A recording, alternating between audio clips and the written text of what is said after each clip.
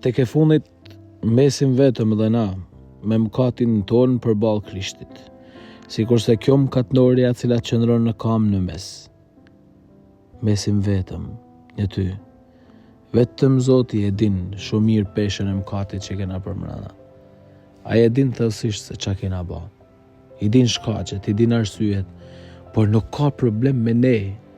Krishti nuk e ka problemin me njirin, problemin e ka me mëkatin.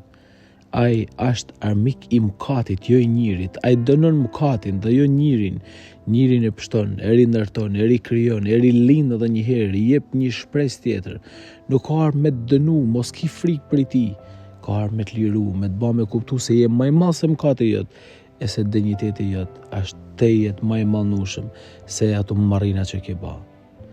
Le të mesim vetëm përballë Krishtit, qëndrojmë me te, në hijen e tij, në shikimin e tij, kena me rilind, kena me pështu e munjall.